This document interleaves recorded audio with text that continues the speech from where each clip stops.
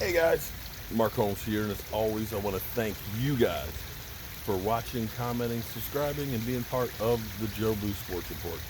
Without you guys, this literally does not work. I mean, seriously, it does not work without you, and you, and you, and you, and you, and you, and you, and you, all you guys. Well, it looks like we've made it through another day. Um, doesn't seem to be quite as much violence today as we've seen in other days, but it's just beginning to get to be evening. So let's pray that the peaceful protests stay peaceful.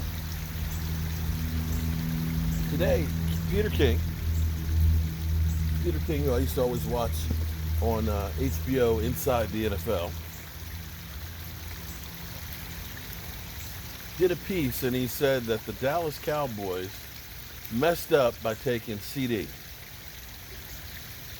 That they should have moved back and filled in more holes. But didn't they address, holes on defense? But didn't they address holes on defense by getting Diggs? Isn't he a ball hawking cornerback? And Gallimore, the Canadian bulldozer, I was looking at as a first rounder. That was just me. Now, I'm a nobody. I don't know anything, of course. I mean, I only wanted Dak Prescott. We got in the fourth round, so what do I know? I mean, I only wanted Calais Campbell when he was a free agent. I mean, and Demario Davis. So my track record is not that good. It really is not that good. But I think, well, his premise was the Cowboys, instead of taking an offensive weapon, would have been better suited moving back and trying to create more players on defense. And that's a way to look at it, but I'm going to look at it a different way. Supposedly, the Cowboys had him as the sixth best player in the draft. The sixth best.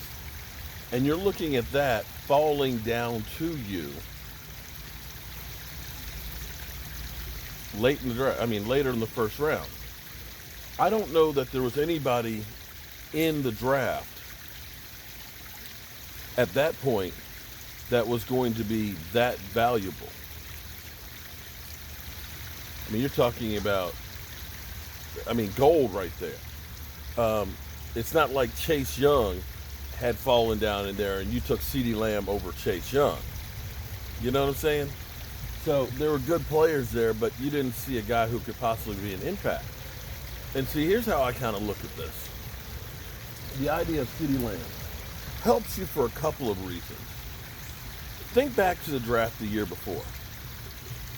The year before, we thought for sure we were going to get Dallas Gephardt. And I probably mispronounced his name because I always do. I'm a name butcher, okay? Stop reminding me. I'm not that bright, in case you didn't know, and I'm the first one to admit it, okay? We needed a tight end. We knew he's fallen to us, and the Eagles snatched him up just before us. Now, you could look and say, the Eagles had Zach Ertz. Why do they need that guy? Well, here's a flip side for you guys. Because we're always told that, Carson Wentz has nobody to throw to. He's got nobody. Look at his wide receivers. Yeah, well, you got two tight ends that are top 10s. Zach Ertz, you could say, is a top 3 tight end in the NFL. But it's another weapon. And understand that tight ends are now the new kind of wide receiver. Take a look at teams, recent history, win a Super Bowl. What do they have in common? They all have a great tight end. We came off a year where we had a group of guys. We didn't know who was really going to be a starter. The fact that Rico Gathers was one of those guys in the mix that we thought might be a starter. Like Jarwin, we didn't know what we had with that guy. We needed a tight end. And then we had, of course, Jason Witten come back. So you look at that, and right now you look at the Eagles and say, yeah, that's pretty good. That guy worked out really well.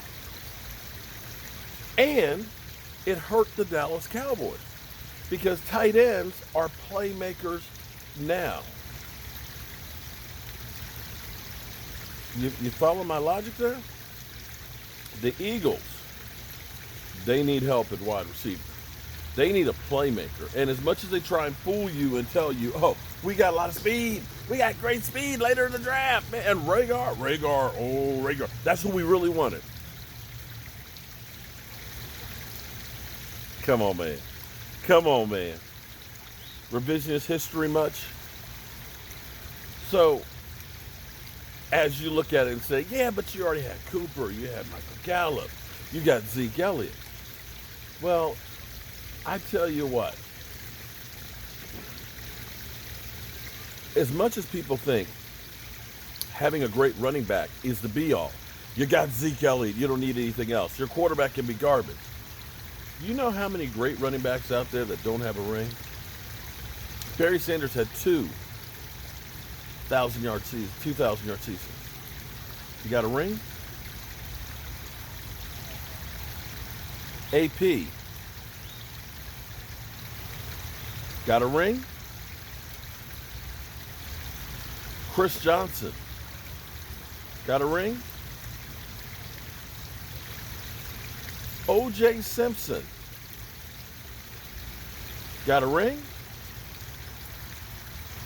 You can go down the list of all these great running backs that don't have rings. The only two great running backs that you look at and say have a ring, Emmitt Smith and Terrell Davis. But take a look at the quarterbacks that they had.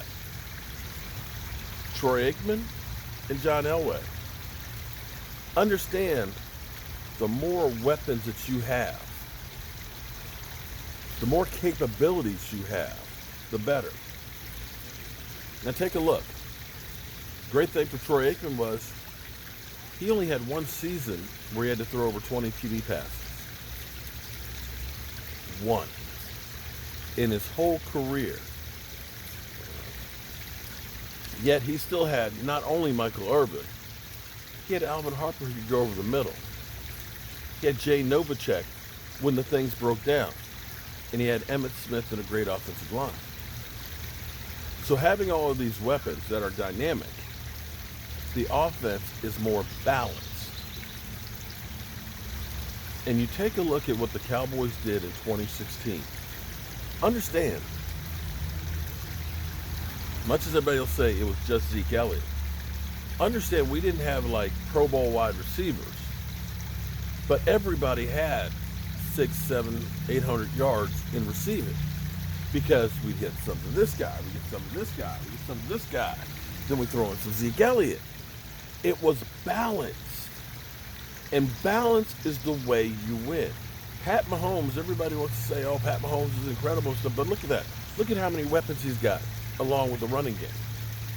Lamar Jackson, he's the ultimate balance because he can run and pass. And I tell you who's going to benefit the most, besides the Dallas Cowboys franchise, of having CeeDee Lamb, will actually be Emmitt Smith. Excuse me, Zeke Elliott. Sorry, crazy. Zeke Elliott should actually benefit the most because it's not going to have to be where he carries the load. What you're going to be able to do because you've got CeeDee Lamb. So you just got Zeke Elliott in the backfield, right? You got CeeDee Lamb. You got Michael Gallup. You got Amari Cooper. Can you put 8 men in the box to stop Zeke? You're going to spread out the field. Now let me ask you a question. Which works better? You running into a brick wall or you going around a brick wall? Which one? Me personally, going around the brick wall definitely saves on the headaches. And that's what the Dallas Cowboys did too many times with Jason Garrett. They're going to run right at him. First down, brick wall. Sometimes it works. Sometimes your guys are just better than the others and you can bowl them open. Other times, not so much. But if you can spread out the field, Make it so that any one of these guys can kill you. And that's what I've always said. It's death by 1,000 cuts. It's a slow death. A little Amari here, a little CeeDee Lamb in the slot, some Zeke Elliott in the middle, Dak Prescott, run pass options, Michael Gallup, a little Blake Jarwin.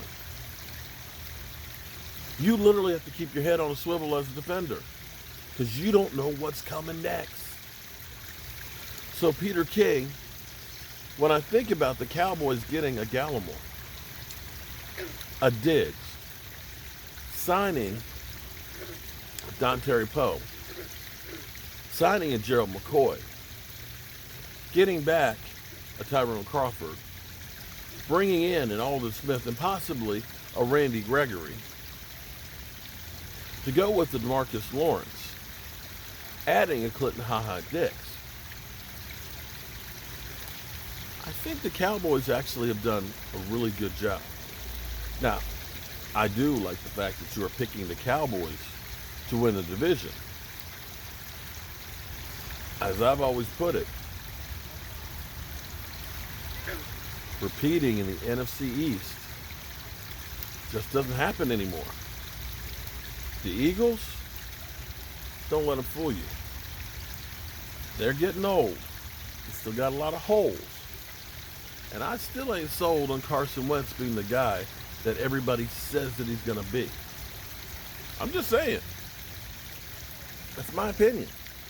If you don't like it, that's okay.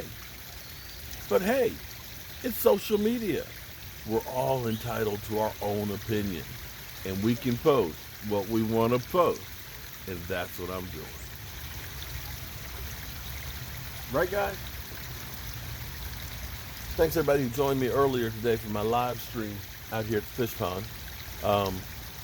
Seems like a lot of you guys like just kind of hanging out and doing that. So I'm going to work on figuring out a way that I can do this and just kind of leave it running, because it is relaxing being out here. Kind of makes me forget about some of my troubles.